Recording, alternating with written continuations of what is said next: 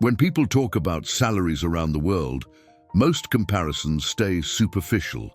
They mention poverty, low income, or inequality, but rarely explain how low the numbers actually are and why those numbers exist. In this ranking, we are looking at countries with some of the worst average salaries in the world, using real monthly income data and placing those numbers side by side with salaries from some of the richest economies on Earth. This is not about effort or culture. It is about productivity, currency stability, economic structure, and where each country stands in the global system. 10th place, Pakistan. In Pakistan, the average monthly salary for employees is around 66,800 Pakistani rupees, which converts to roughly $239 per month. To understand what this means, compare it to Switzerland. In Switzerland, the average monthly salary is over $7,200. That means a typical Swiss worker earns in 1 month what a Pakistani worker might need 2.5 years to make.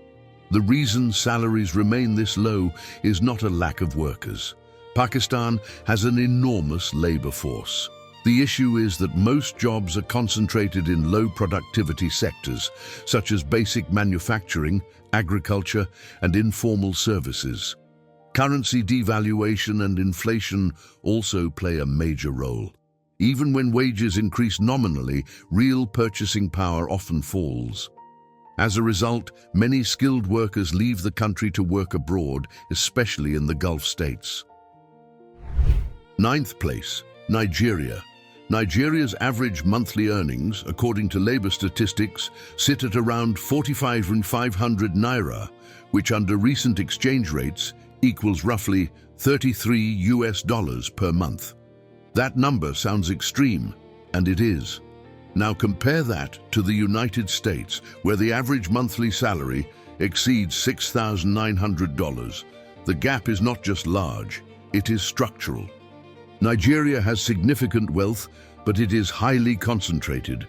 A large share of the population works in informal jobs without contracts, stability, or predictable income.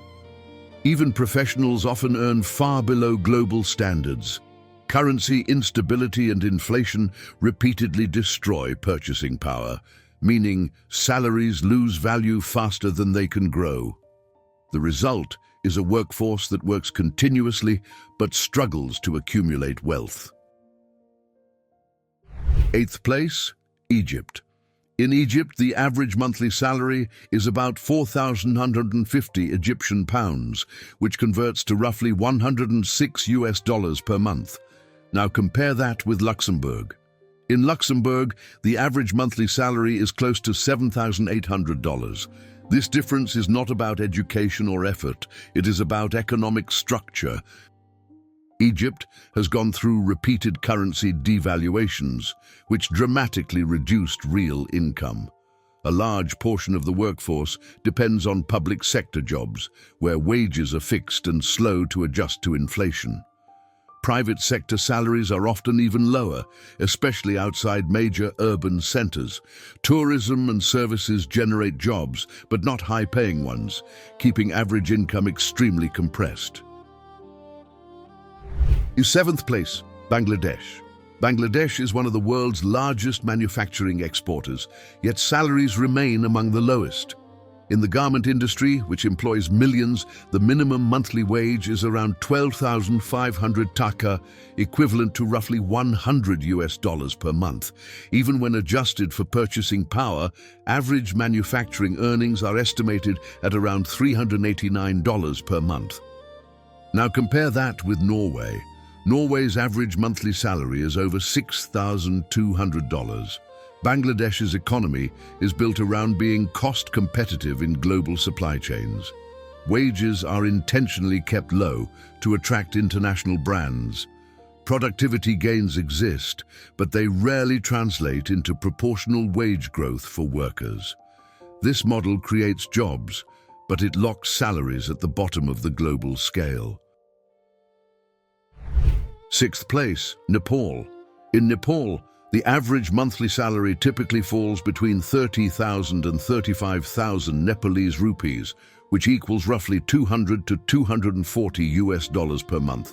The minimum wage is even lower, at around $150 per month. Now compare that with Singapore. In Singapore, the median monthly income exceeds 5,700 Singapore dollars, which is several times higher than Nepal's annual earnings. Nepal's economy offers very few high-productivity jobs. Agriculture and basic services dominate employment, while industrial capacity remains limited. Many households survive thanks to money sent home by family members working abroad.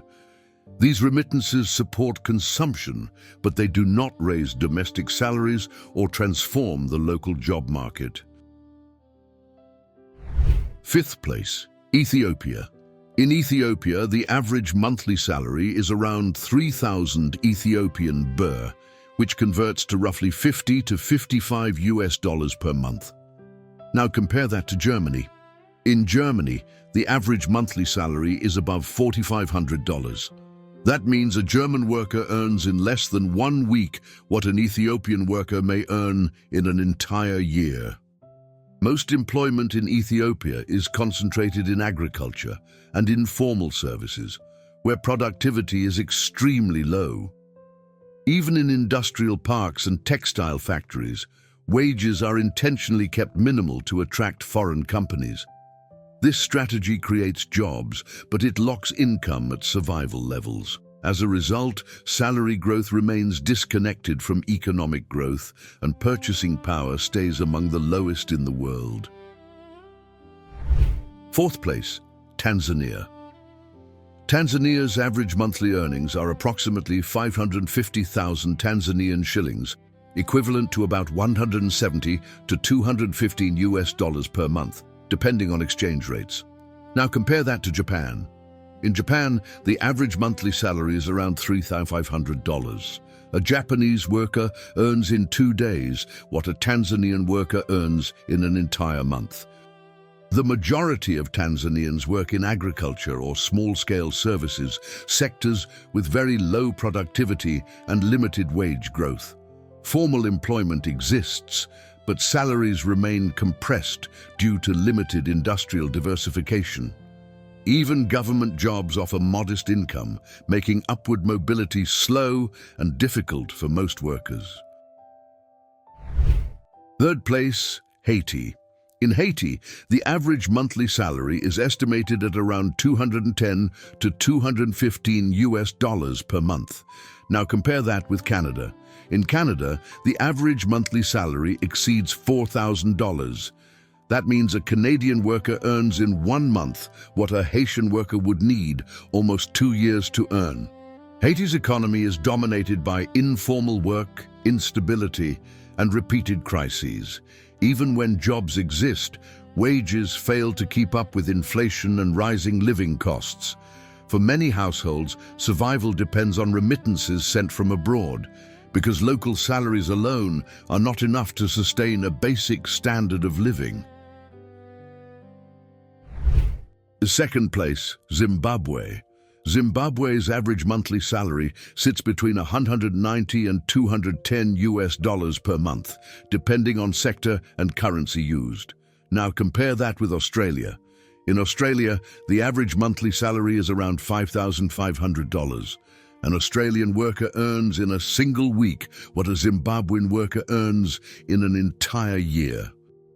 Years of hyperinflation destroyed wage stability and wiped out savings.